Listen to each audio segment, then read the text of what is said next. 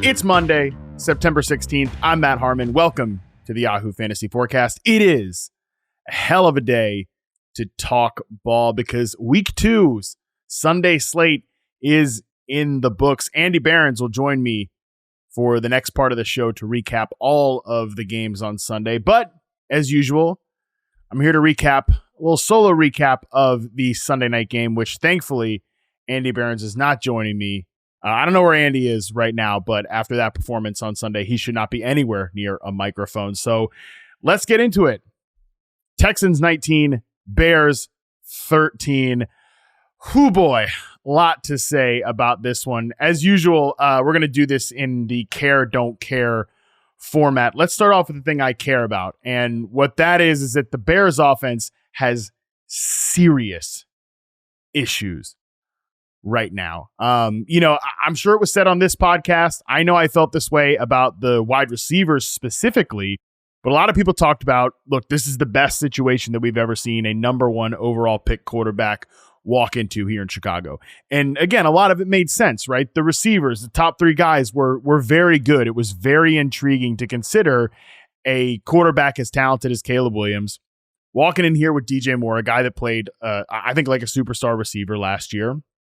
A guy in Rome Odunze who I really liked was picked in the top 10, and a veteran in Keenan Allen who I do think is a declining player, but still can be a layup option. You can also account for the fact that this defense was on the rise last season. Again, it was a good situation, seemingly.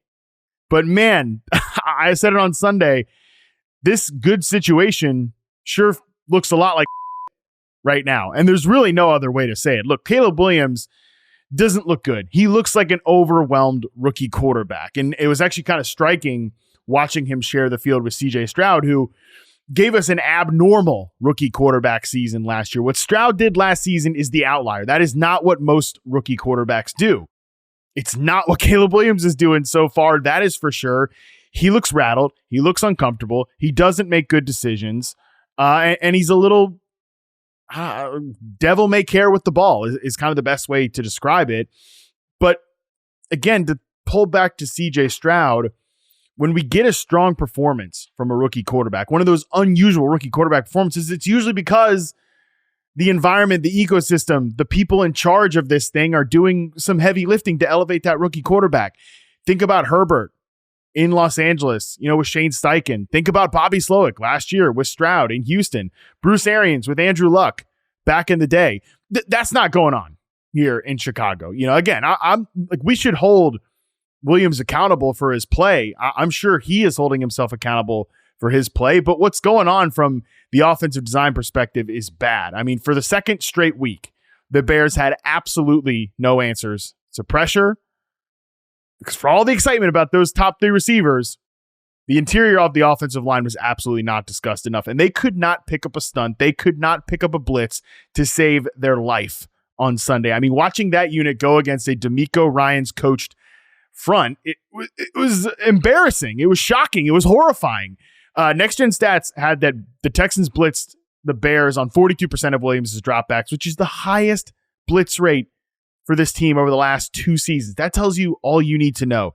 Williams amassed 15 yards on those plays, and he took 5 sacks. Overall, through 2 games, Williams has 3.7 yards per attempt, 3 picks, and 9 sacks when under pressure. We're going to talk about the Seahawks offense later in this show. Let's just put it this way. Watching this year's Seahawks offense juxtaposed to last year's Seahawks offense and the answers that group did not have against pressure and the answers that were provided to Geno Smith today against the New England Patriots against pressure with some of the route concepts that were there. And then again, watching that with what we saw on Chicago with Chicago on Sunday Night Football. Yeah, it's pretty striking. I wonder what the common thread is there. I don't know. Shane Waldron doing a lot of designing plays for like DeAndre Carter, DeAndre Swift design plays here. I mean, we've got a guy like DJ Moore out there.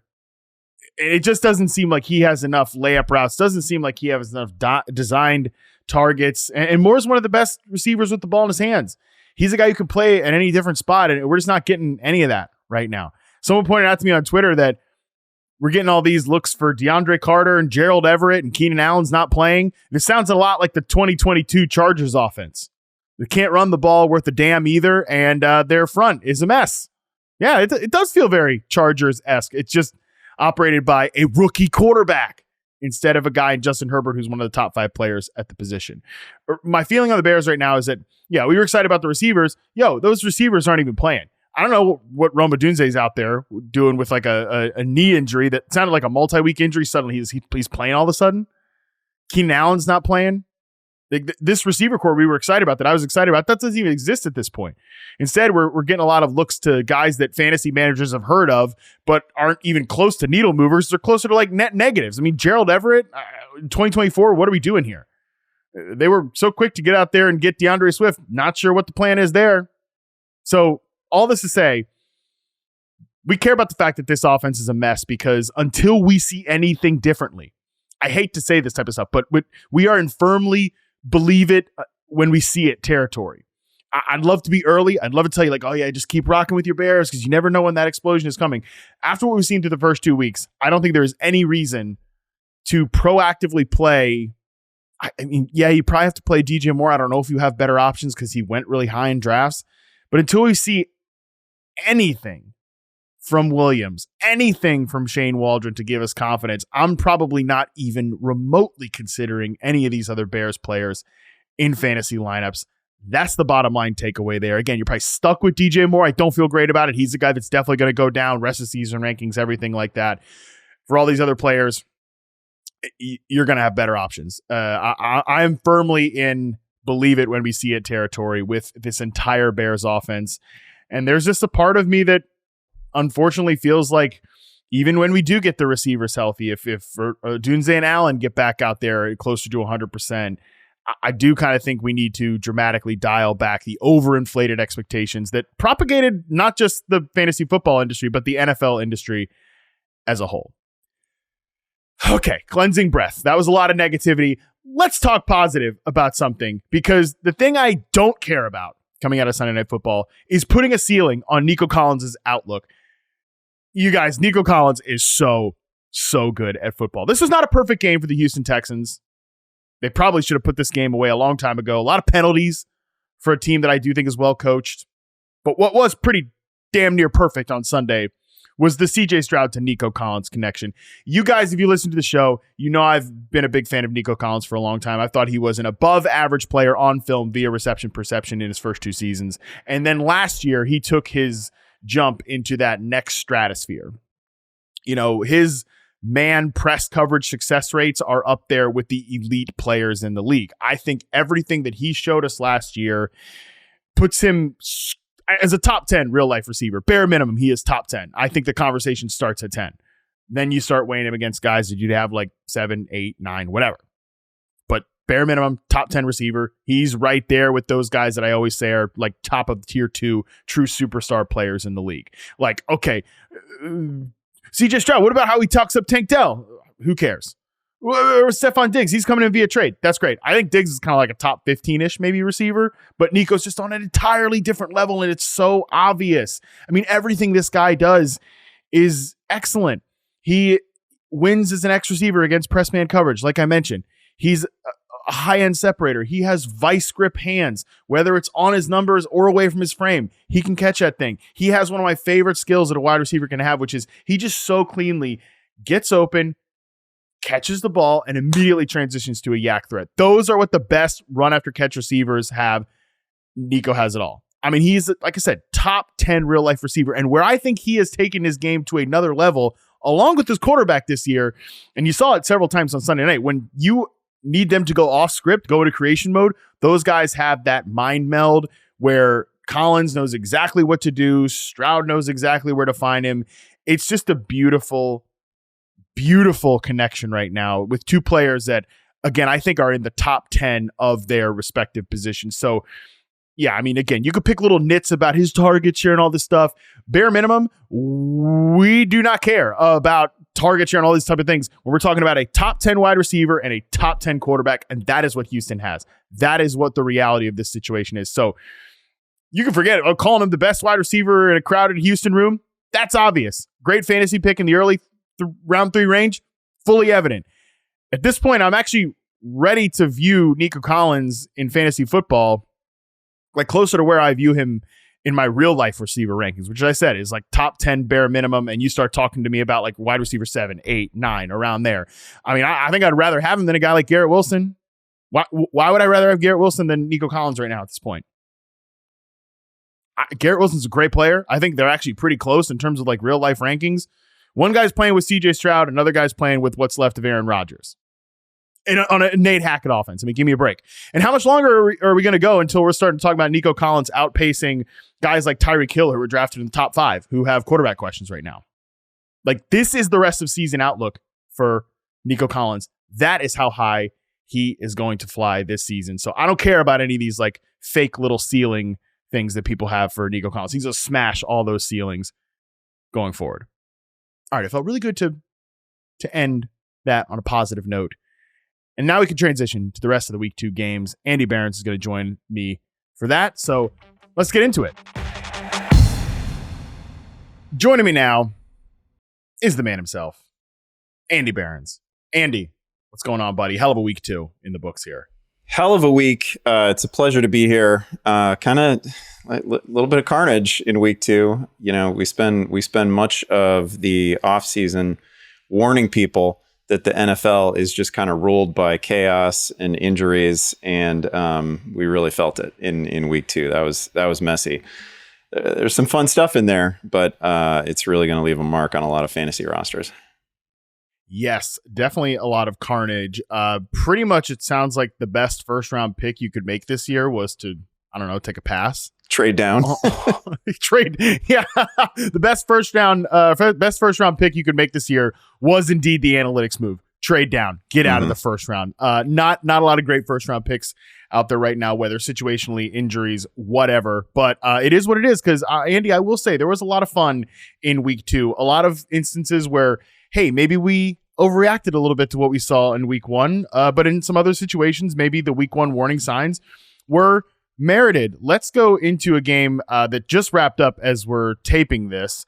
Andy, I think the audience probably knows how we tape these shows on Sunday, but we are taping this between when Chiefs and Bengals wrap up and when the Bears kick off. So truthfully, by the time you're listening to this, you have no idea how Andy Behrens is feeling in real time, but I think I've still got him in a pretty good zone right now to talk about these games that have happened so far.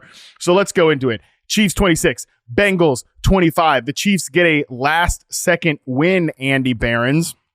I want to talk about those Chiefs here who kind of escaped the jaws of defeat here with a late pass interference that I think was a totally fair call. Yeah, and I know everybody gets a little up in arms when it's the Chiefs and the refs and the whole thing. Thought that was a totally fair call. Unfortunate, because I think the Bengals played a pretty good game. I'm actually curious, despite the fact that the Chiefs won this game, I don't feel that great about what I saw from the Chiefs offense today. How about yourself? No, wouldn't feel great about that. You're right. You're right to call out the fact that, like, if you have the agenda that the NFL is, sort of in the bag for the Chiefs, I guess you have stuff to point to. But I thought that was pretty clearly like the defender arrived early, and you got to call that. Like, you're calling that in the middle of the game, so you should definitely call it at the end of the game. Not on top of not feeling comfortable about everything that we saw from the Chiefs, and we saw a couple of turnovers in there. We also have to deal with like a late Isaiah Pacheco injury. Not sure, as we speak right now, not sure the nature of it exactly, but it looked, either ankle or knee or both, bent back pretty awkwardly and, unnaturally, and then went over to the sideline, sat down, and we never saw him again in the game. So that's a huge ongoing storyline for us. But yeah, not a lot of reason to feel comfortable. Saw some of the usual Chiefs gimmickry when they get down to the goal line. Like, you're hurting if you wanted that touchdown that Isaiah Pacheco had fully earned, and they bring the tackle eligible in and throw. Of course they threw it to the tackle. Of course they did. Fun game all around, but I hear you on not feeling entirely comfortable with the Chiefs offense, because we didn't really, I don't know, there were a lot of weird players went off in this one on both sides. Went off is a little strong. Nobody had like an incredible game. Huge play by Travis Kelce was negated by penalty. I'm looking back on some of the things that could have counted and didn't count. Nobody really with a massive performance here. And Xavier Worthy, who was set up by some talk during the week that really should have got him going, was not particularly noisy in this one either. Yeah, actually, you bring up that holding and Xavier Worthy. That's actually where I want to start this conversation about Kansas City, because you talked about on FFL this morning that sometimes week one overreactions to rookies can lead us astray from a negative standpoint. Yeah. I do think that Xavier Worthy's performance in week one did sort of lead us astray in a positive standpoint, because he scored 2 touchdowns, 1 rushing, 1 receiving. The rushing play obviously was just some classic vintage Andy Reid stuff. The receiving touchdown was a little bit of a broken coverage there between the 2 Ravens defensive backs. But going back and watching that game, I think 2 things were really clear about Xavier Worthy. One, that there's no question that his presence, and I'm talking about that Thursday night game against the Ravens, there's no question that his presence is going to dictate coverages for this Kansas City offense. Teams are going to be afraid of his speed, especially from a safety standpoint, too high, things like that, the way they're going to shell things.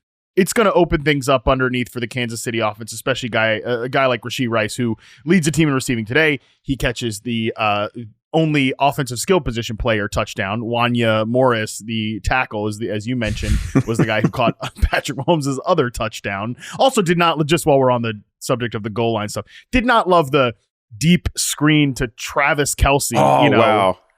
Old man Kelce at this point. I know Taylor Swift was going nuts in the box or whatever, but he clearly tackled at the 1 yard line. Taylor, come on, if you're going to learn ball, Taylor Swift. Thrown nowhere near the goal line. Like, I thought it was pretty heroic that he even got as close as he did. Yeah, especially September Kelce at this point in his career. He's not making that play at this point in his career. But back on subject here. But the other thing about Xavier Worthy is just, I do not think he is ready to be like a high volume wide receiver in the NFL. You mentioned it. There was some talking from Cam Taylor-Britt, the Bengals cornerback, who's 5'11", 200 pounds, a bigger corner. And on the interception where he really backed shout out up, to him, an all-time interception today. Yeah. An all-time interception after some all-time talk this week, which, the Bengals lose. Of course, they couldn't actually close the deal here, but Cam Taylor-Britt certainly held up his end of the bargain on that play. Xavier Worthy is the farthest outside receiver on the boundary, and Cam Taylor-Britt gets physical with him at the line of scrimmage, and they try to exploit Xavier Worthy's speed by throwing him a go ball. And I mean, the coverage is tight. He's not open at all. And Cam Taylor-Britt, in addition to having great coverage, also makes a great play on the ball. So it's a great play by him, but I think it also shows you where Xavier Worthy is at this point in his career. And then you mentioned that holding penalty that negated Travis Kelce's big play. Kingsley Suamatia, the left tackle, the rookie left tackle, who they're just like, yep, we're just walking in. He's having a starting job. He got creamed in this game. Trey Hendrickson took him to the woodshed, snap after snap, to the point that they even pulled him late in some downs late in the game in favor of receiving specialist Wanya Morris. So I just think that, again, I'm not going to do Chiefs panic. I'm never going to do Chiefs panic again at all. They won this damn game. They're 2-0. Who cares? But I think when we're looking from a fantasy perspective, there's not like I don't even know if Xavier Worthy's like an every week start. And I do think the fact that, we're back to second leading receiver here is Justin Watson with 22 yards. I do think the loss of Marquise Brown is actually going to prove to be a pretty significant one. Yeah, I was going to say, all of a sudden we're looking at this receiving core, and I think, at least for myself coming into this season, I was like, wow, yeah, it's never going to be as bad as it was last year again. Now this receiving core looks stacked. You take Hollywood Brown out of it, and they sure could use a guy like Hollywood Brown. So that's a huge concern. Not that they can't add in season, but that's always difficult, and you're subject to the whims of another team too. So yeah, all of a sudden that looks a little bit problematic. I want to say on the other side of this one, even though Cincinnati loses, Yosevach made a couple of incredible plays, and it wasn't a high volume day for him, but the 2 touchdowns One of them was just like an all-time toe drag. That was great. And the other was just a filthy route where he really deked somebody and came back open, like wide open on the outside. Really impressive game by him. And he was pretty buzzy as we got deeper into August. And I thought he really showed up today. Mike Gesicki with as good a game as you can expect from Mike Gesicki too. I'm not sure what else the Bengals could have done on this day. Yeah, I was going to actually say there's a pretty good juxtaposition between these two teams where we got nothing really from the ancillary players in Kansas City, where we actually got a lot from the guys in Cincinnati, where, Jamar Chase has 4 catches for 35 yards, was super frustrated by what he thought was a hip drop tackle late in the game that did not get called, was very emotional about that. But you wouldn't know it because Joe Burrow, who, I was pretty skeptical about coming into this game, actually ends up with a nice performance because of guys like Mike Gesicki, because of guys like Andre Yoshivas with the 2 targets. Even Jermaine Burton gets out there for 2 targets, 1 catch, his first NFL catch, 47 yards, where he just smoked the guy off the line of scrimmage on a go route. I thought that was impressive. The running backs were what they were, a couple of nice plays from Chase Brown, but I don't know that any of these guys certainly are in the circle of trust from a fantasy perspective, but I think if the Bengals are going to get rolling here like they always do deeper into the season, I think it will have to be because of contributions from some of these players that we just mentioned. Yeah, I also think if you were worried about Joe Burrow because you spent the week looking at video of him like rolling his wrist during the prior game, like you can feel good about Joe Burrow. He looks like he does not seem bothered. I think the ball's coming out of his hand just fine. As soon as he gets T. Higgins back, which, hopefully that happens within weeks, a week, I don't know. He gets T. Higgins back with what he's already found on the roster. I think better days are ahead for Burrow. He's probably a buy low candidate right now. Yeah, I think there are definitely better days ahead whenever T. Higgins gets back for Joe Burrow. Let's transition to the next game here. Buccaneers 20, Lions 16. The Bucs are legit, man. And this offense was once again not perfect. There was, the interception by Baker was kind of a, what are we doing here? Moment. The run game was, again, definitely not impressive. I mean, if you were hanging on to that couple like long, no yards before contact, like a bunch of free yards for Bucky Irving in week 1 against the Commanders. Didn't see it in this game. Neither running back really impressed here. Rashad White was a little dinged up during this game as well. That's fair to mention. But Chris Godwin goes off. Only 5 players got a target from Baker Mayfield in this game, and only 4 players caught passes. That is the type of concentration that we dream of in fantasy football. We love it. Yeah, we absolutely love it. The touchdown to Godwin, really fun play. Great day for him, like stellar start to his season. Baker, not perfect, obviously. Only attempted 19 throws. I'm looking at the box score now, only completed 12. Had back-to-back great runs near the goal line, like juked a guy to the ground, juked a couple of guys to the ground on the top, like really fun performance by him. So they did enough. Aiden Hutchinson was terrific, was a nightmare game wrecker, but also kind of, Detroit's defense I think is going to ultimately be good. This was a fun game, but he was a difference maker, and there were not enough difference makers perhaps on that side around him. Some gutsy play calling by Dan Campbell per as usual. The fake punt was awesome. The day that we should have expected from both backs, right? Like so far, we're having a season in which Jahmyr Gibbs and David Montgomery again can coexist and both be totally startable fantasy commodities in the same week. That was encouraging. You're right about the Bucs backfield though. That was a mess. And coming into the season, we were like that. The hope for Bucky Irving was really pinned to the idea that Rashad White just has not been an efficient rusher, and so, there's a lot of noise in yards per carry, and I don't like to point to somebody's yards per carry and say that's the rusher he is. But he also did not do like a lot after contact last year. There's just not a lot of flash to his game as a runner. So I think there is ultimately going to be an opportunity for Bucky Irving to take a bigger role here, but nothing happened for either guy in week 2. Yeah, Baker Mayfield, according to Next Gen Stats, has now thrown 100+ yards to slot receivers in each of the first 2 games. And if you look at where those passes are coming from, it's not over the middle because that's never been Baker's game. It's all stuff breaking to the outside, but coming from guys that are lined up in the slot because they're doing so much to get Chris Godwin free. They're doing so much to get like Jalen and McMillan involved, even if it's just eye candy stuff.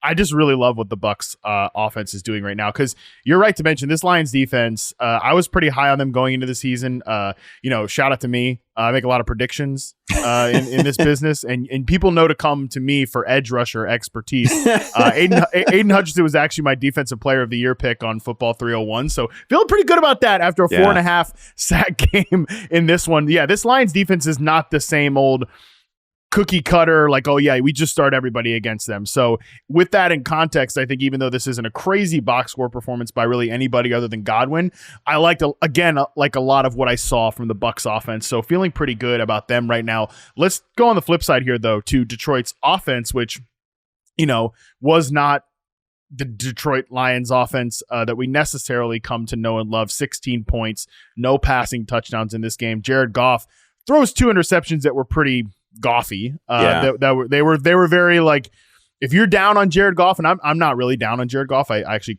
kind of respect what Jared Goff has become.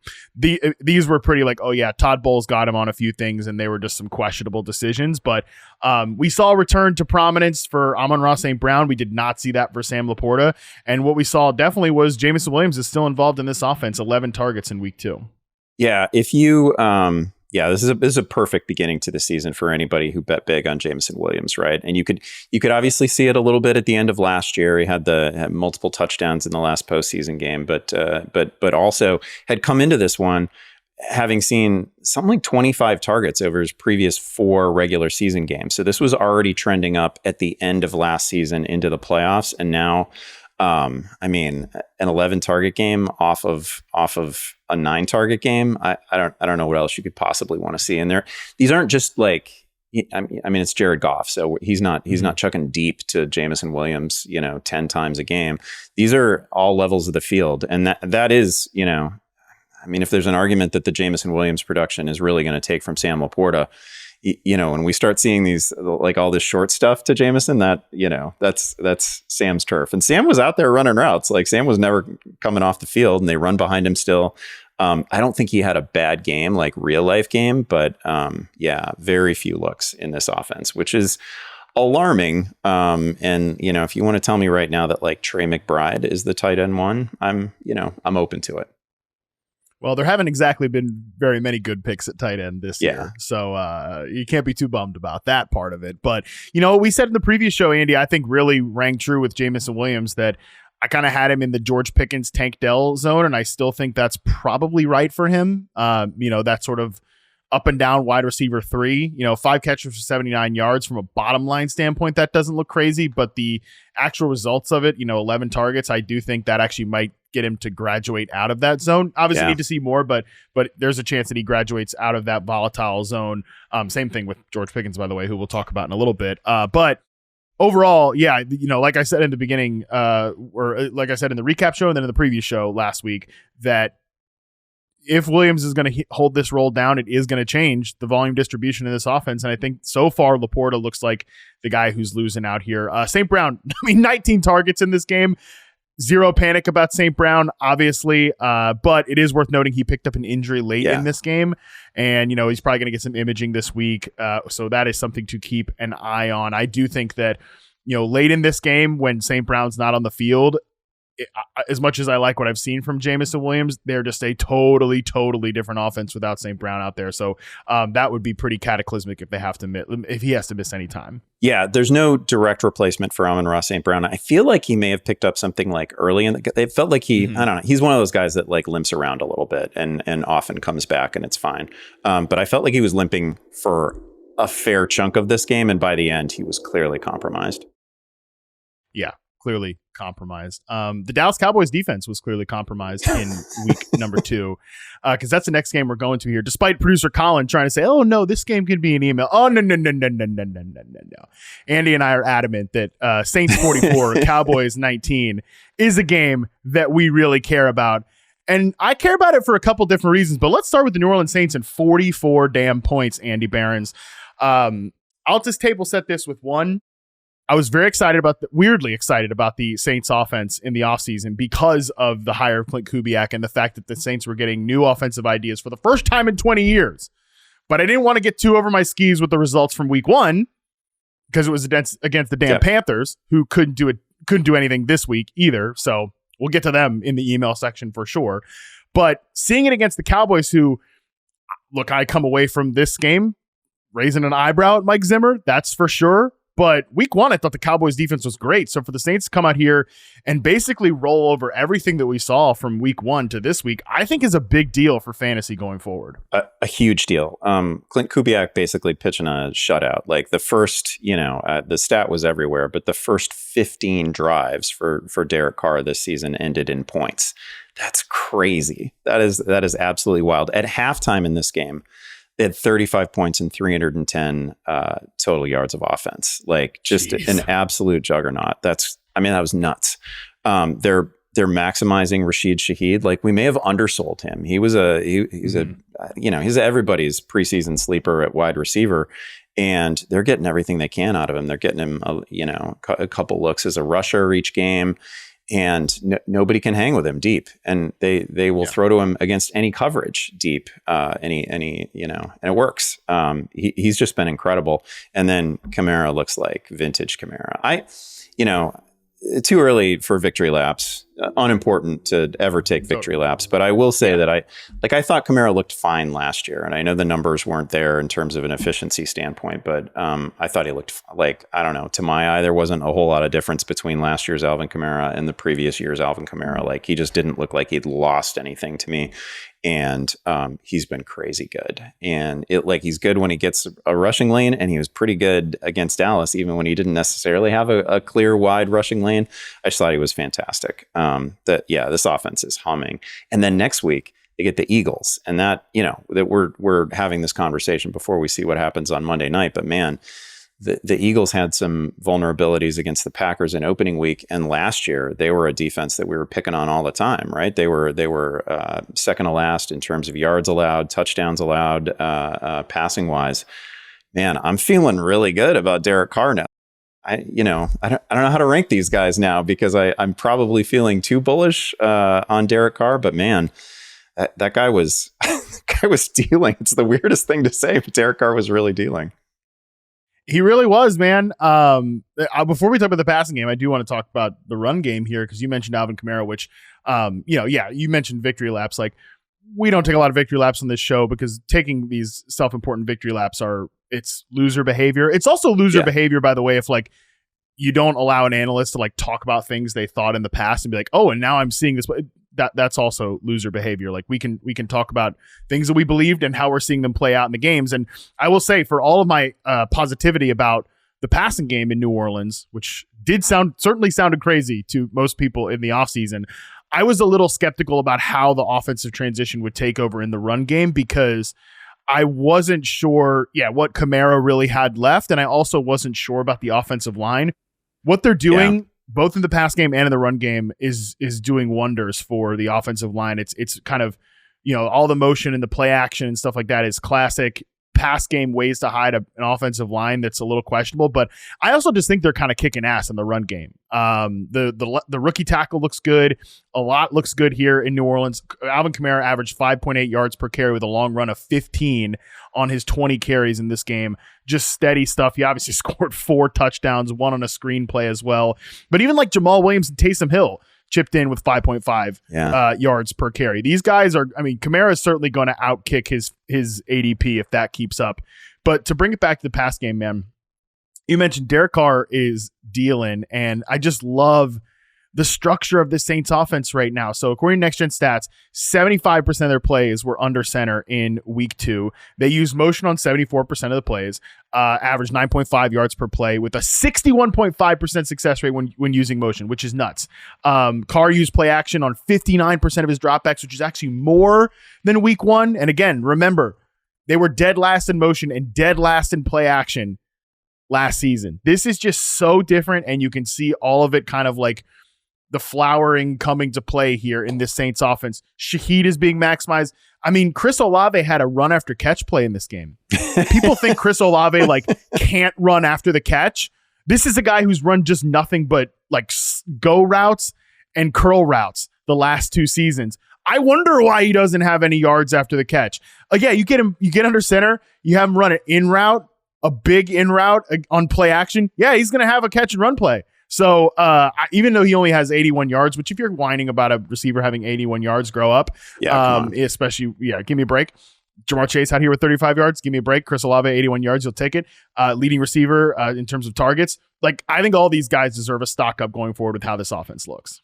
Yeah, it looks fantastic. Derek Carr right now, as we speak, ahead of the Sunday night game, is the number 2 fantasy scorer at quarterback for the week in a game in which he attempted 16 throws. Like that's just crazy. Like you'd allow that for some quarterbacks, people with like actual rushing ability, and he did get a 1-yard touchdown plunge in this one. But man, like that is not something that you would think Derek Carr is capable of. But they absolutely just, especially in the first half, just eviscerated Dallas. Yeah. I do think, I don't want to have a long Derek Carr conversation. So let's put that to bed. We can do that some other time. I mean, what do you want to say about Dallas here, man?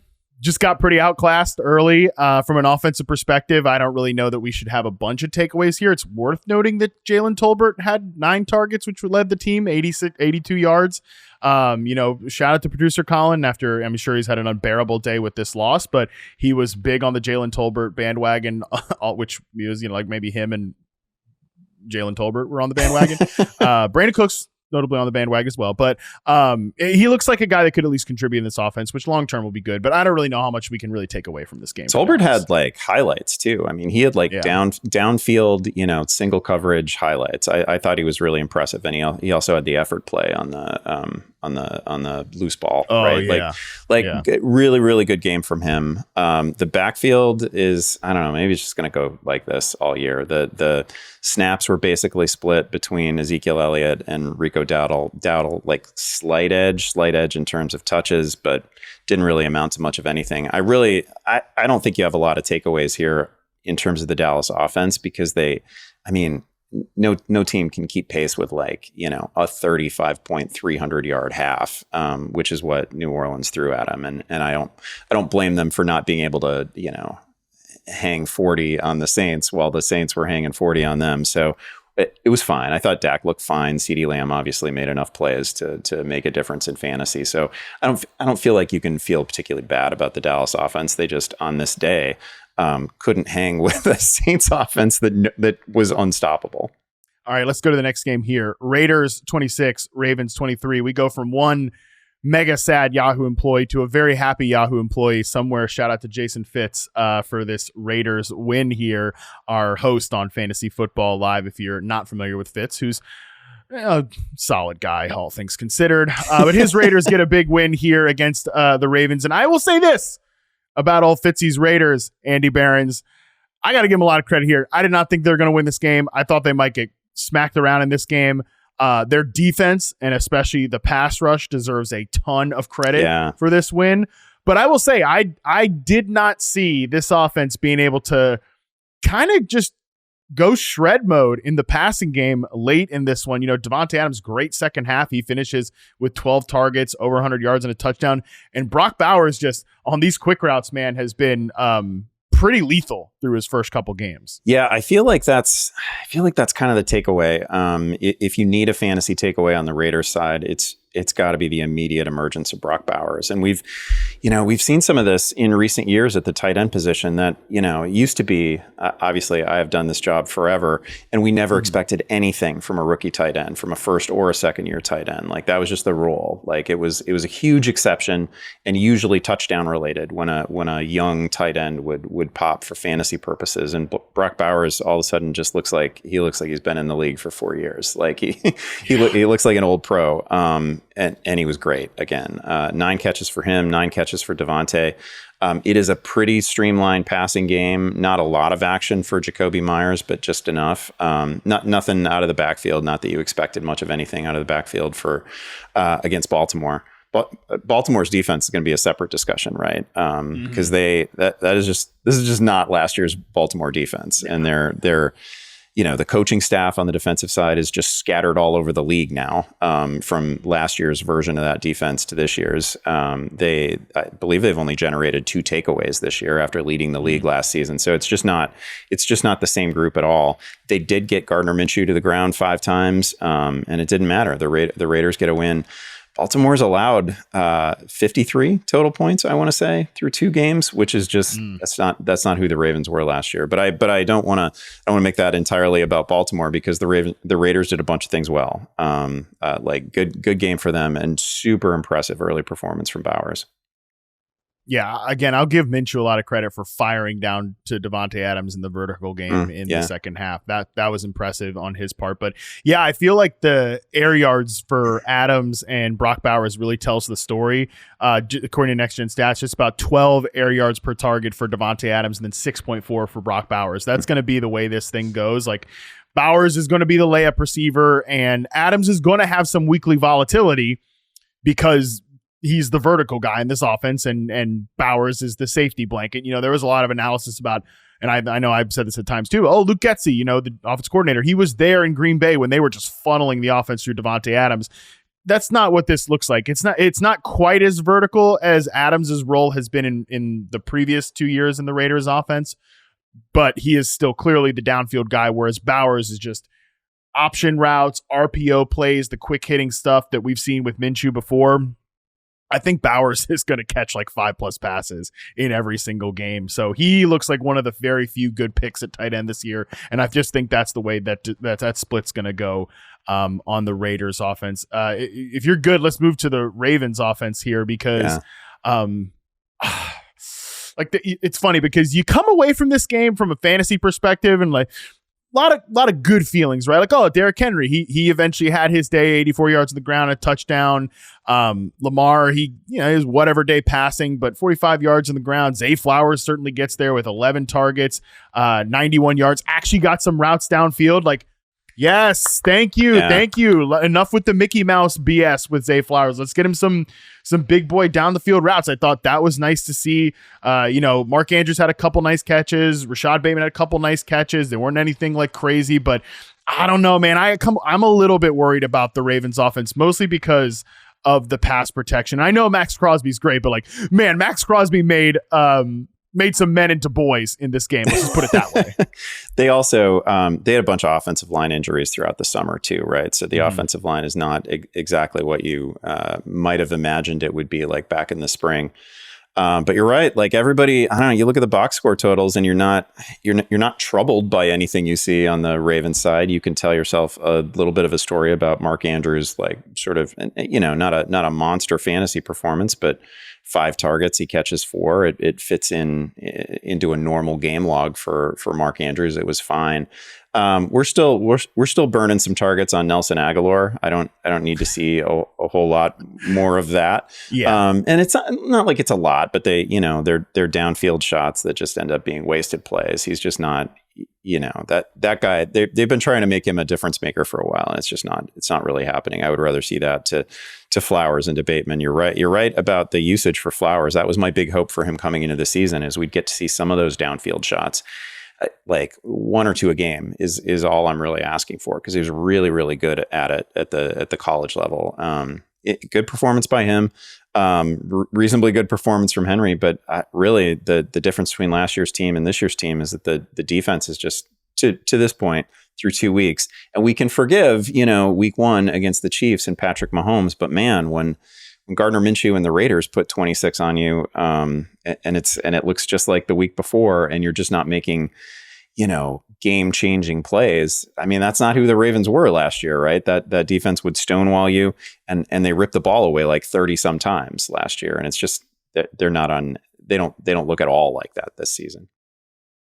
Yeah, long season, these things can get right, but I do think this team looks pretty different than last year, both on both sides of the ball, really, which is to be expected because, it's unfortunate they didn't win the Super Bowl last year. They lost an AFC Championship game, obviously, but that was a great team last year, like one of the all-time teams from an efficiency perspective. So it's just natural that there's going to be some regression there. Just quick update, because I know we said, box score, everything was pretty good. If you had Isaiah Likely and you were just like, oh, this is my every week tight end 1, and man, I'm the smartest person in the room because I've got Isaiah Likely.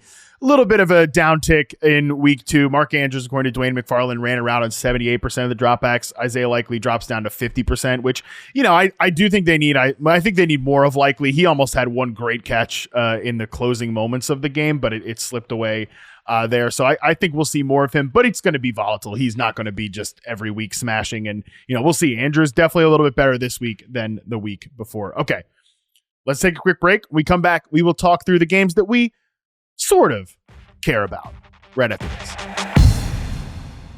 All right, Andy, we're back. Packers 16, Colts 10. I don't really know what else to call this other than, one, kind of a weird football game, but if you're a sicko, and I'm definitely a sicko, you had to love watching this game, man, especially on the Packers side of it. Malik Willis, I wanted to, before I talk about what really we care about from the Packers offense, I do just want to give a little tip of the cap to Malik Willis, who's been with this team for less than a month and had a 2.39 second time to throw in this game, which I'm highlighting that because it's almost a full second faster than his career average of 3.24, according to Next Gen Stats. That's pretty nice. He just got the ball out and managed the game pretty well because he didn't have to do too much more than that, Andy Behrens, because the Packers ran the ball 53 times in this game. 53 times. A net rushing yard, 261 in this game. Josh Jacobs, 32 carries. I tweeted out the box score of the run game. It's just oh, baby, this is football. And Danny Kelly from The Ringer said, the Packers with 53 rush attempts today, as far as I can tell, teams have rushed for more than 53 times in a game, just 11 times in the 2000s, according to Pro Football Reference. So, this was a real man's football fever dream here. I believe that Josh Jacobs had 20 carries at the half and was over 100 yards. I think they may have been over 200 rushing yards at the half too. Super impressive. I just want to you also want to tip your cap to Matt LaFleur and the offensive coaching staff. I mean, this is kind of a manifesto. This was just in terms of adapting what you do to what you've got. You can't beat this. I mean,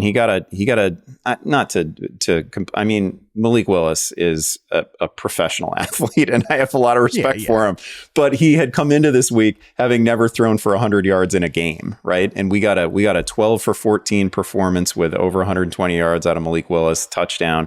I don't know how you could have expected more. And then we get this throw back the clock game from Josh Jacobs, who even had an ugly fumble in this one at the goal line, and it didn't matter. They were able to hold on defensively. Just a classic 1976 style NFL game, right? Even right down to the score. I mean, we had a 16-10 game with a million rush attempts.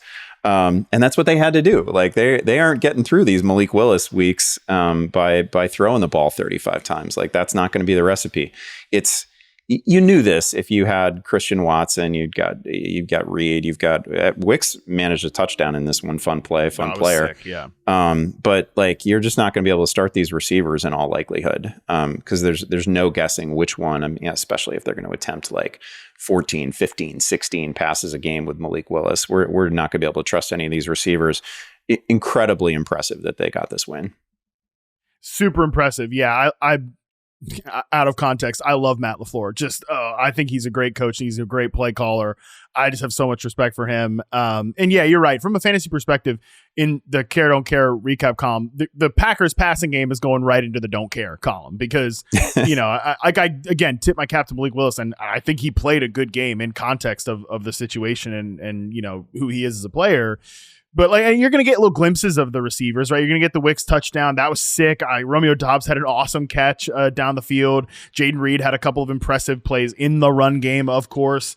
37 yards on the ground for Jaden Reed on 2 carries. But you're not going to get, consistent fantasy performances. So you're kind of in a tough spot if you have to start these guys in Malik Willis era. But I really think we saw the vision for why they signed Josh Jacobs in this game, Andy, because Josh Jacobs famously declared washed by Twitter about halfway through the Friday night football game in week 1. This is a guy who can handle big workloads. Yeah. That's the first thing. They can leave him on the field on every down and they can give him the ball all game long. And I think that matters a lot right now to this team that doesn't want to be predictable, that wants to be multiple. And he can just pound it down the field in like gap scheme runs. So I think that was really, again, you saw why they targeted Jacobs in this game. Let's flip it over to the Colts here, who, I mean, this was, again, I don't want to do hyper analysis on Anthony Richardson every single game, but this was a rough performance for the young quarterback. It was a really rough performance, both as a passer and just some of the decision making as a rusher as well, like when to give the ball up, when not to. Tough game for him, but that's, people know the story, right? There's not a whole lot of career starts here at any level. It's going to be rocky, and it's okay that it's rocky, but it is going to be frustrating because I can understand that after 1 week you were like, oh man, I got the golden ticket player this year, right? Like this is that wasn't even a perfectly clean game. He missed some stuff and he still finished with all these touchdowns, and here's this superhero throw. And like there are going to be days like that, and there are going to be days like this where it's just, you run up against a good team and a good coaching staff, and it just simply doesn't happen. So rough game from him. There's not really, I don't know, there's not much to point to in this receiving core and feel good about.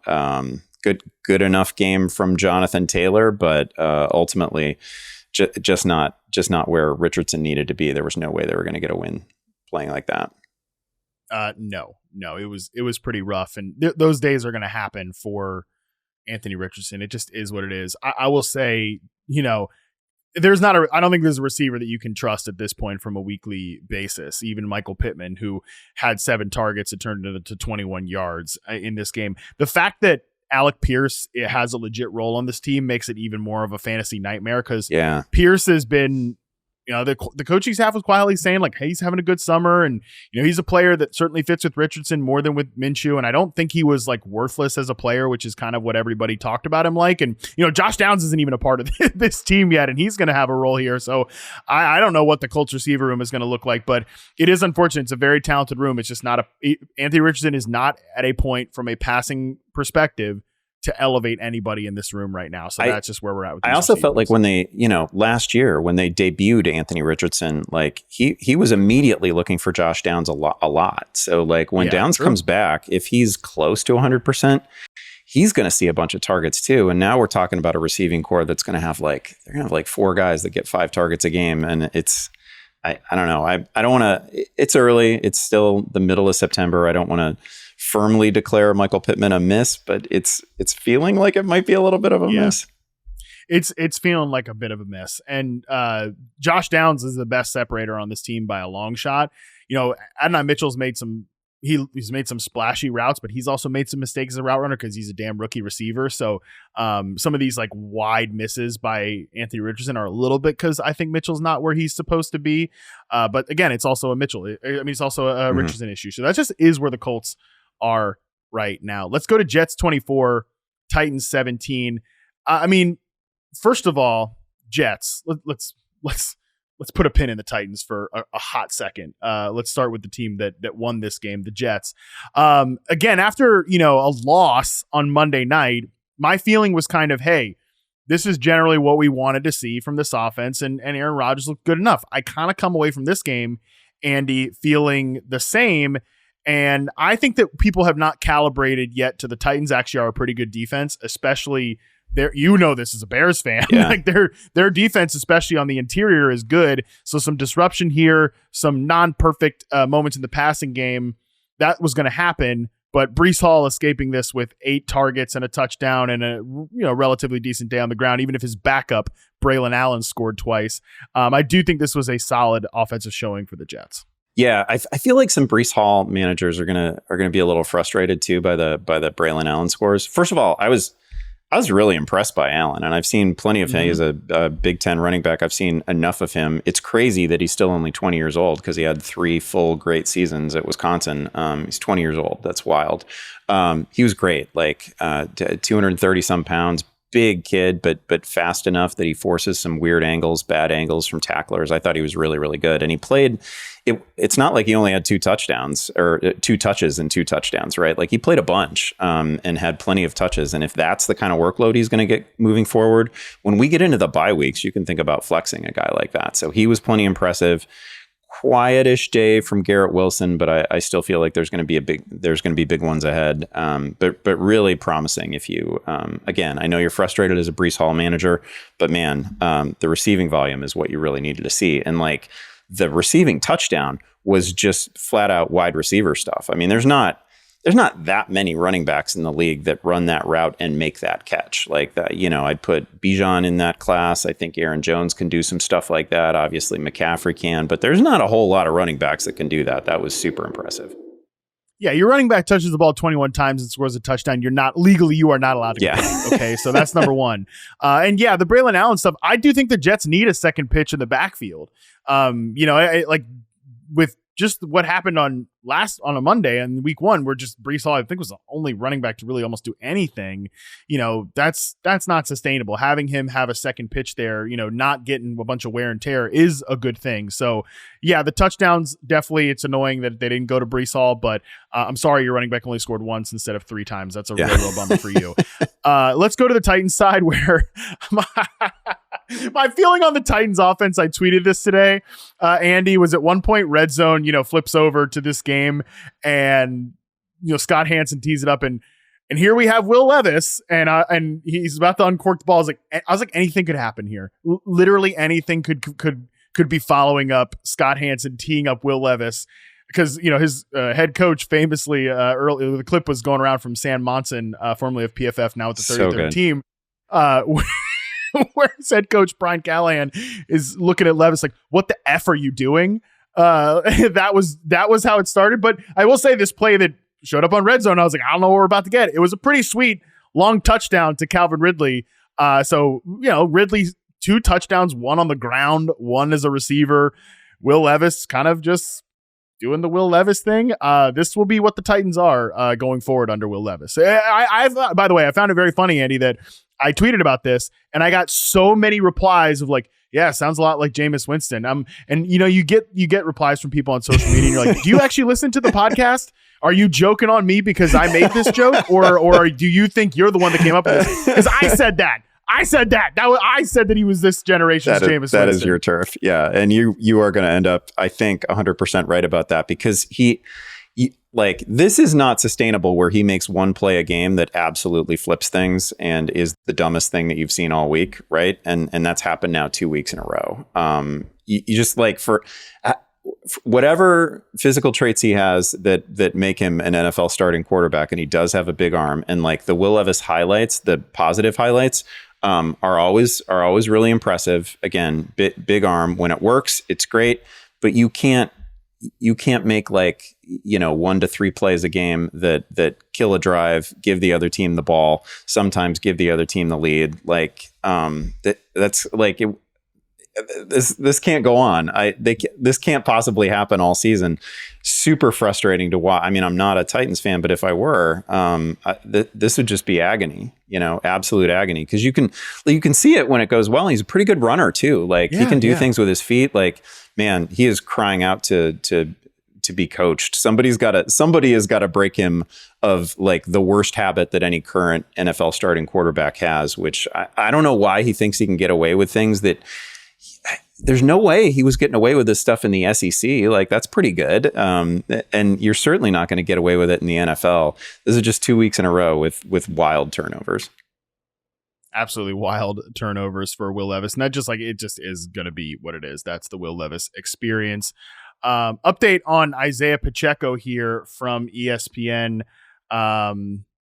This was from Jeff Darlington. Isaiah Pacheco was seen leaving the stadium on crutches and in a walking boot. So, if you have Pacheco, that's going to be tough. Make sure Samaje Perine is rostered in your leagues. Yeah. I'm sure we'll be talking about him on the waiver segment with Dalton on tomorrow's show.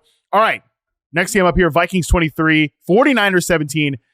Man, as somebody that was very skeptical about the Vikings overall this year, I'm eating a lot of crow. Talk about things I'm right about. I will certainly tell you when I get things wrong. I get a lot of stuff wrong. I was definitely, I was looking like I'm going to be wrong on my Vikings skepticism, not just because the Sam Darnold experience has gone pretty well. And man, I'm so impressed with Kevin O'Connell as a coach, Andy Behrens, but so impressed. Man, honestly, I kind of think the biggest fantasy takeaway from this game on the Vikings side, which Like, it's worth noting they continue to have this offensive success despite the fact that their 4 good skill position players have all missed some degree of time. TJ Hawkinson on the PUP. Jordan Addison didn't play in this game. Justin Jefferson missed some time in this game. He says it's like a thigh bruise or a calf bruise. Doesn't sound too serious. Aaron Jones also missed some plays in this one as well. Despite that I almost want to put to the side. The thing I'm most, like, the biggest fantasy takeaway in this game is, like, if you got to start players against the Vikings defense, I kind of think you might be in a little bit of trouble here going forward, because maybe Kevin O'Connell's best move as a head coach, which I think he's made a lot of great moves as a head coach, was to fire Ed Donatel after his first season. How often do we see teams stick with sunk cost hires and all kinds of things? They win 13 games with the guy that Kevin O'Connell hired to be the defensive coordinator. They fire him. They hire Brian Flores. The last 2 years, Flores, I think, has been one of the best defensive play callers in the NFL. After not blitzing Daniel Jones at all last week, Next Gen Stats notes that Purdy had almost faced the blitz on almost half his dropbacks, 46%. And he averaged 6.1 yards per attempt. He ate 4 sacks. The Vikings now have good defensive players while they have Flores still scheming things up. So I think if you're, I don't know, maybe overreaction, but I feel like if your fantasy players are going against the Vikings defense, you might be in a little bit of trouble. Yeah, like corner has been a huge question mark for the Vikings defense too, and it just hasn't really mattered in the first couple weeks of the season. You're so right to call out O'Connell. This is what he's done with a total rogues gallery of quarterbacks and all these like rehab projects is super impressive over the last couple seasons. Obviously not just Sam Darnold, but last year with Mullins and Dobbs and everybody who took snaps for that team after the Cousins injury. Just really, really impressive stuff. To do it this week, for Darnold to get all this done this week when, he had Jefferson sidelined for some time. And again, it doesn't seem like, who knows? It's just a player talking after a game, but Jefferson really seemed to downplay the nature of the injury, which is a good thing. But Addison out in this one, they were kind of on fumes, and Sam Darnold was good. We also know that Sam Darnold has a little bit of, it's not overwhelming. He's not like a fully accredited dual threat guy, but there's a rushing element to his game. So this is a pretty fun fantasy profile, and the place I was going to go is where you started. That we haven't seen what this looks like when it's fully operational and they just have all the playmakers yet. Like, that's not even going to happen until November. They get Hawkinson back, even if it's limited snaps, limited basis, and they get a healthy Jefferson and Addison. I don't know, man. Darnold looks much better than he has ever looked in any NFL game. And I totally dismissed last week. I was just like, whatever, that's the Giants. Let's see how it looks against the Niners, who had you like in their building all last year. They know everything about you. Let's just see what that looks like. And it looked pretty great. The Niners offense didn't look consistently great. I don't know if you have any big takeaways from this.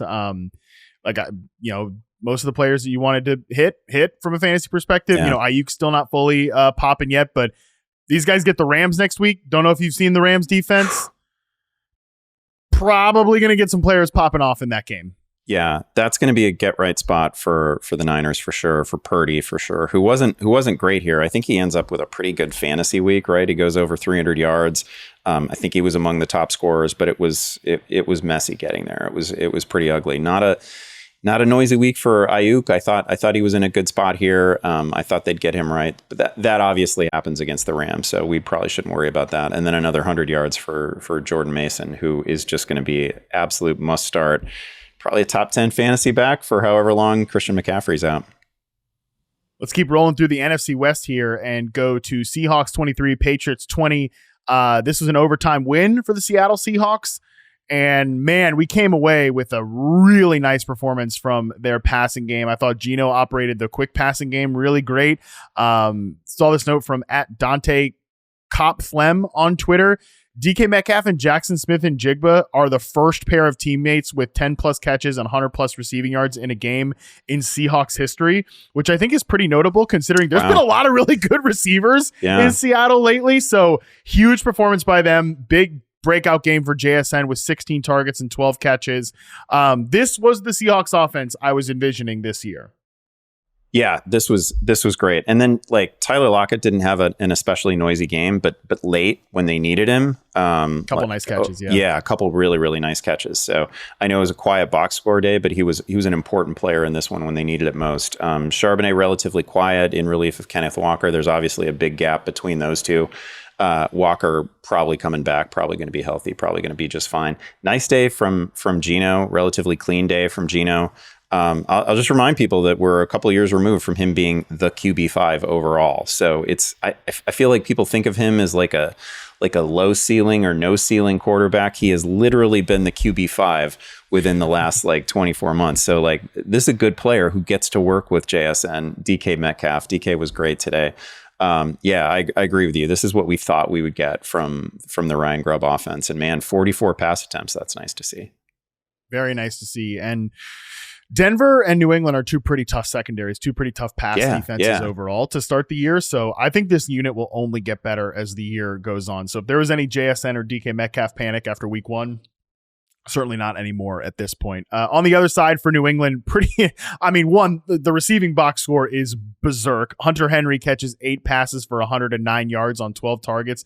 The second leading receiver is Jalen Polk with 2 for 12 and a touchdown. But 2 for 12. So that was the Patriots passing game. But the impressive nature of their run game from week one carried over for week two. Not only did Ramondre Stevenson have a nice game running the ball, but Antonio Gibson also popped off a few big plays as well.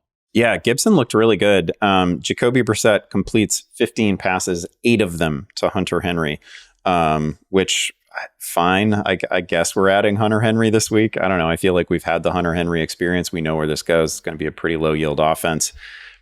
Probably going to go back to another quiet week next week. But not a lot to get excited about passing game wise, but 2 running backs who really went off.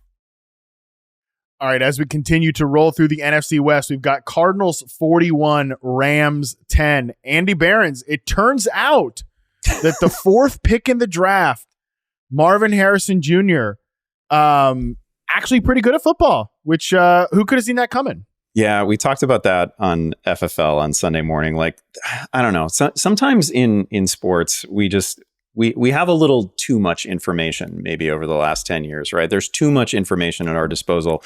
Nobody needed to know like what Marvin Harrison Jr.'s top speed was from week one. And it had that did not change my opinion of Marvin Harrison Jr., the player, in the slightest.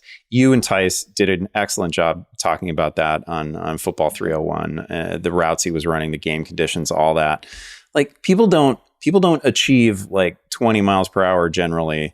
This wasn't even a thing like 20 years ago. Nobody ever talked in a person's miles per hour. That wasn't even a thing, but nobody ever hits that unless they're in like a breakaway situation and they're able to like just flat out run for like 30 or 40 yards. And then you reach maximum acceleration, then it's fine.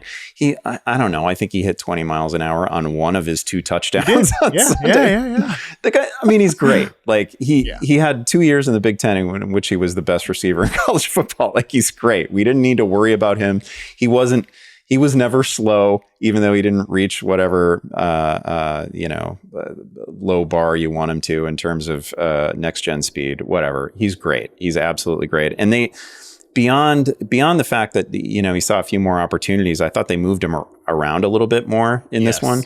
And that was great to see because he was mostly, kind of stuck to one side, doing the same thing, running some clear out stuff against the Bills, and it obviously didn't amount to anything. And he looked a little bewildered, right? Like he had some missed opportunities in that one, but they moved him around plenty against the Rams, and he was immediately great. Like it took him a quarter of football to basically become the wide receiver 1 in the week. Yeah, it was a super impressive game, and let's also be clear that it sometimes can be tough in week 1 to calibrate the performance that you're watching to the opposing defense because you just don't really know where teams are at. I think we know after 2 weeks that the Bills defense is somewhere up here. If you're watching on YouTube, you can see that my hand is really high, and the Rams are somewhere all the way down there, below my desk at this point. So that we definitely know that. So we've seen 2 polar extremes here. Not that this is what we're going to get, this type of up and down performances from Marvin Harrison Jr., but It's just that defense played really well in week one. They did a lot to take away the deep ball. There was, Tyson and I broke down all those conditions. And I'm not here to tell you that Marvin Harrison Jr.'s film was great in week one. It wasn't. I didn't think it was great. But I also trust what I've seen a lot more before that than just a one game sample size, even if that game is in the NFL. Harrison was great in this game. James Conner was awesome. James Conner was awesome in this game, by the way. I always even in his bad games, sometimes I always think James Conner looks really good. And I don't know, there might be an injury coming. I know it's part of his history, but man, when that guy's right, he's a really, really good runner. Yeah, he looks sick in this game. Kyler Murray, I thought, was awesome. He literally had a perfect passer rating. And I would argue that he left at least 2 more touchdowns on the field for Marvin Harrison, too. I think Harrison, it's crazy to say he had 4 catches, 130 yards, and 2 touchdowns. I think he could have had an even bigger game if Kyler maybe sets his feet on one of those touchdowns. There's another where he was a little inaccurate, too. Just a bit of you can nitpick the ball placement, but I thought Murray was overall great. I mean, the second touchdown to Harrison and the big play to Trey McBride down the field were both, fantastic. Very few quarterbacks are making that play. So Murray looks awesome. And your point about them moving Harrison around is well taken, because I thought the offense in week one, Andy, was way too static. Like you mentioned, Harrison in the snaps I charted for him for RP was just on the line of scrimmage for over 90% of his snaps. That's a waste of a great player. And it was very Dortchy, right? I said that after week one. It was just too much Greg Dortch. Here in week 2, this is what the Cardinals offense I expected. They're multiple, they're moving dudes around, and they're big freaking guys too. Trey McBride is big, Harrison big, Michael Wilson big, James Conner's a big guy in the backfield. I just thought this is the type of Cardinals offense I expected to see. All caveats noted that it was against the Rams defense and a Rams team that is overall in freaking trouble. Yeah, this is really rough. I don't know, as we speak, I don't know the exact nature of the Cooper Kupp injury, but he obviously got rolled out pretty quickly when he exited this game. There's not a lot of hope here and I don't even think I'm going to do this in the pickups column this week. I'm not going to try to figure out which Rams receiver we might want, because I don't know, it's not even a bye week yet in week 3. I don't think we want any of them. I don't need an attachment to a version of this offense that doesn't have either Puka Nacua or Cooper Kupp. I hope that Cooper Kupp is okay and he's able to come back pretty quickly, but man, if they actually have to roll without those two, it's bleak. Extremely bleak. Speaking of bleak, let's take one final break, and then let's talk through the games that could have been an email. And there are a few bangers in this section. Let's get to them right after this. All right, Andy, we're back. Let's talk through the 4 games this week that could have been an email, starting with Browns 18, Jaguars 13. Maybe I'm being unfair to this game, but I didn't see very much of this game, to be honest with you. I'm not sure there's a ton of big burning takeaways to get out of this one. Matt, they named the stadium after Trevor Lawrence for this game. It's they had a little marketing gimmick where it was Trevor something. My God. It was Trevor Urbank Stadium or whatever. Yeah. What a brutal game. What a brutal watch. Watson saved his fantasy day with a rushing touchdown. Fine. It still didn't look good. And it looks pretty dismal on the Jaguars side as well. Lawrence just missed too many opportunities. Yeah. I'm going to put 2 Super Bowl winning head coaches on my radar in this segment, in the email segment. The first is Doug Peterson. Yeah. My faith in what's going on in Jacksonville is very, very small at this point. So I'll just leave it at that. Brian Thomas Jr. gets away with 94 yards in this one. Elijah Moore leads an NFL team in targets in the year 2024. That's great for my agenda. Let's keep it moving. Commanders 21, Giants 18. Malik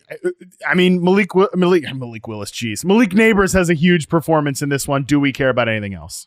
Yeah, Neighbors had all of the passing yards. Daniel Jones finished with fewer than 200 passing yards, but damn near every one of them went to Malik Neighbors, which is good to see. 18 targets. Crazy. That is the way that we should want this offense to go, because there's really one fantasy relevant player. I know people were trying to make Wan'Dale Robinson a thing, and perfectly fine player, but he's not at the level of Malik Neighbors. Malik Neighbors is the difference maker here, and we're going to need him to see extreme volume if he's going to survive a Daniel Jones offense, and he kind of sort of did it here.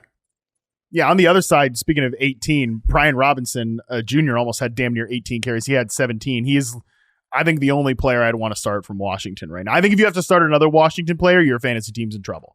I will say Eckler looks good. It's not vintage Austin Eckler, but it is much better than last year's version of Austin Eckler.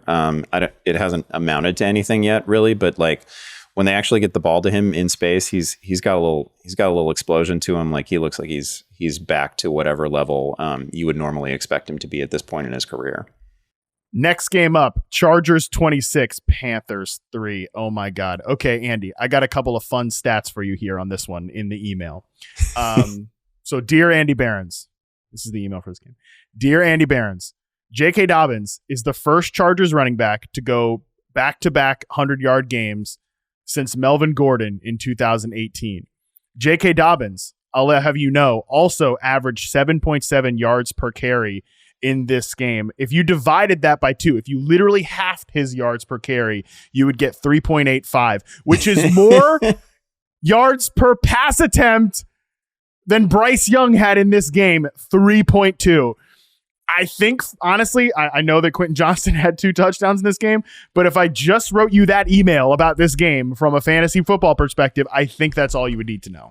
Oh, Bryce Young is such a tough watch. It's never any one person entirely, but man, this was really, really ugly. And the pick was horrible. He finishes with fewer than 90 passing yards. This was an actual painful watch. Like to the point that, I don't know, if this had been the only game available in my market, there's just no way. I would have just been too uncomfortable to watch it. It was really, really ugly. Not that I was on this game constantly, but every time I looked up, the Panthers were doing something really, really regrettable. A really impressive performance by Dobbins. This is a great start to his season. It is worth noting that he's still, even though he's thriving right now, he's still splitting touches and splitting carries with Gus Edwards, and I'm pretty sure there's a Gus Edwards day coming. So like, let's not try to make this. I'm sure people are going to do this. Fantasy managers are going to do this. We're going to try to turn it into a thing where like, oh man, we want J.K. Dobbins to get 30 touches a game. He's the clear number one. I don't think this team. Go wrong? Yeah, what could go wrong? I don't think they want that for Dobbins. I think this is the best possible use of him to run him in tandem with Edwards, and eventually Edwards is going to have a day too. Yeah, for sure. And I think there's some nits you could pick in J.K. Dobbins' fantasy kind of resume, right? He's not going to get a ton of work in the passing game. Mm-hmm. Gus Edwards leads the team in carries. Those are not things you want from a fantasy back, but I love the way the offensive line is run blocking. I love the mentality of the team, and I love J.K. Dobbins as a rusher right now. He looks explosive. He looks good.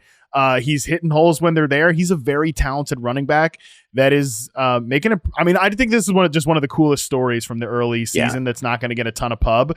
But I do think right now he's a top 5 rusher in the league from a yardage perspective, and he's someone that I would be starting every week in fantasy. I don't know how many guys in the history of the game have had both an ACL and an Achilles and come back from them successfully. He's got to be in really, really rare company. There can't be very many guys who have come back from both of those things. Also, I want to, again, mention that Quentin Johnston had a couple of touchdowns here. One of them was just a gift. One of them was just like him running alone in the end zone, easy pitch and catch. But the other one was, single coverage, guy with him, and he made a play and he actually held onto it, which is more than he would have done last year. He looks like a functional NFL player where he did not last year. And I did say that last year, I mean, it was the worst wide receiver performance I charted for any player last year, but I also think that he was thrown to the wolves pretty unfairly. Like they just asked him to do things in that offense last year that he was just never going to be able to do as a rookie receiver. So I think they're using him a little bit better this year, and he just looks a little bit more comfortable this year, which is good news because they need playmakers in that Chargers passing game. Final game here of week 2 Sunday slate: Steelers 13, Broncos 6. Real quick on the Steelers. George Pickens, I think, looks great. I know he has 29 yards in this game. He's going against Pat Surtain. He had a couple plays called back, but I thought his film from week 1 was very good. I thought he had a couple of nice routes in this game. You wish, obviously, for a better stat line, but you're going to probably wish that for Steelers passing game players for most of the year. That is what it is. But, Steelers look like the Steelers, and I just wanted to note that about George Pickens. Yeah, no, the plays that were called back in this game, one was a deep shot that was just a beautiful ball by Justin Fields and a phenomenal catch by Pickens. Great play. That was you almost want him to pick up the flag because it was such a damn good play. And the other was a touchdown. And neither of these things were like infractions on George Pickens. So really impressive day by him that does not show up in the box score at all. Just one of those like negated plays that what might have been situations. I thought Fields is both avoiding the highest highs of his Bears career, but he's also avoiding the lowest lows, right? Like the things that just wrecked drives when he was a Bear, the needless fumbles and the needless sacks, like they haven't really been there. But also like 7 yards lost on sacks is a gift. That's crazy. That's not who he had been to this point. And if this is where he settles, it's not great for fantasy, although obviously the rushing upside is still there because we're just not seeing him as a super proactive rusher. Seems like he wants to hang in the pocket and make plays when they're there. Eventually he's going to pop a run and we're all going to be reminded that, oh man, at his best, this guy's like a top 3. He has potential to finish top 3 at the position in any given week, but I'm happy for him, happy for the way his season is going. They can't possibly make a change at this point. No, I agree. I don't see what the point would be. And I do feel like the longer that Fields plays, like the more they can do with him. I think they don't want him to lose the game. That's for sure. Sean Payton on my radar.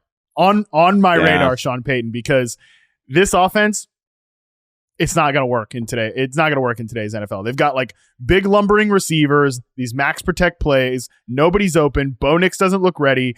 Nate Tice pointed out during the game that Bo Nix is clearly getting these long play calls. It's for a rookie quarterback he's probably swimming out there. Yeah. Broncos are a full, this side of Carolina, they're the worst offense in the league, and I think that they're just a complete stay away in fantasy. Yeah, they are. I can't give you a promising story on Javonte Williams, who had 11 carries for 17 yards in this one. Seemed really I don't know, he was super involved and it didn't amount to anything. Couple of interceptions for Knicks. The first was super ugly.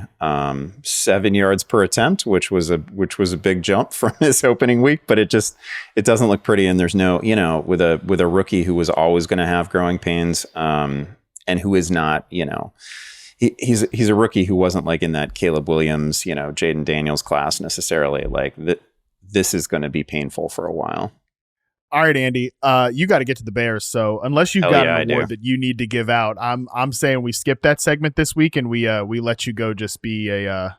I will just point out that we had another situation in which a kicker had an opportunity at a record-setting attempt at the end of a half with like less than 30 seconds to go. This time it was Harrison Butker. It was Brandon Aubrey last week. And they ran him out onto the field and then thought better of it and brought him off. And that just sickens me. At some point this season, we're going to get one of those Janikowskis where they let somebody take a shot at 70 yards. I love that Andy's just WTF moment of the week is constantly about kickers. But if he had missed that kick, they would have had the Bengals would have had an opportunity to go down and score at the end of the half. So I actually don't mind that one. The Aubrey, and especially because I don't have Harrison Butker on any fantasy teams, I have Brandon Aubrey, which is why I was with you in being enraged last week. But this week I think the Aubrey one was like 4 seconds or something like that. Granted, this one was like 24 or 29, something like that. All right, that is going to do it for us today. Hell of a week 2. A lot of surprises, a lot of stuff to dig our teeth into. A lot of things you people out there are probably panicking about, which is great because the week 2 People's Panic Meter is open. Make sure to send in what you're panicking about to fantasymailbag@yahoosports.com. Try to get it done earlier on Monday than later, even though we are taping this episode later than we did last week, which is good going forward. So again, Dalton Del Don will join me for that on Tuesday. Until then, we're out.